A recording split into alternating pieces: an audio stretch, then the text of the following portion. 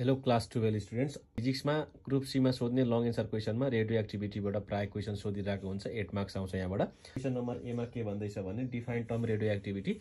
यसको लागि तपाईले के गर्दिने, रेडियो एक्टिभिटीको डेफिनेसन लेखिदिनु होला। क्वेसन नम्बर बी मा के भन्दैछ भने दुईटा रेडियो एक्टिभ स्याम्पल्स छ है। स्याम्पल्स के छ, एउटा ए स्याम्पल छ, अर्को स्याम्पल के छ, बी छ है। स्याम्पल बी छ।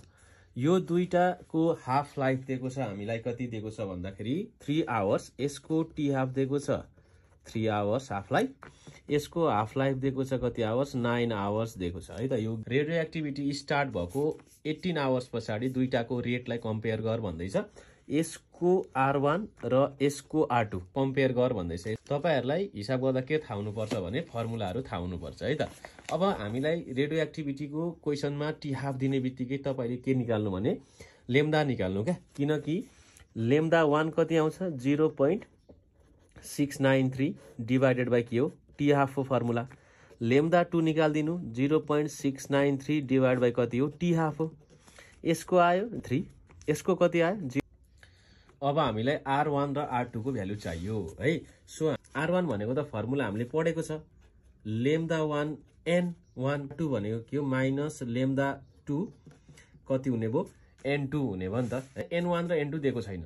के दिएको छ हामीलाई, टाइम दिएको छ 18 आवर्स है। पनि 18 आवर्स, यसको लागि टी पनि कति भयो, 18 आवर्स भयो। ब्युटिफुल रिलेसन थाहा छ भने माइनस लेम्डा 1 n0 e को पावर के भयो, माइनस लेम्डा 1 t भयो नि त। n इज इक्वल टु के थाहा छ हामीलाई, n is equal to n0 e को पावर माइनस लेम्डा t त रिलेसन थाहा छ हामीलाई। सो यहाँ पनि माइनस लेम्डा 2 n0 e को पावर कति, माइनस लेम्डा 2 t राख्न पाइयो। क्वेसनमा के भनेको छ भने इनिशियल नम्बर अफ एटम्स के छ, सेम छ भनेको छ हाम्रो क्वेसनले है त।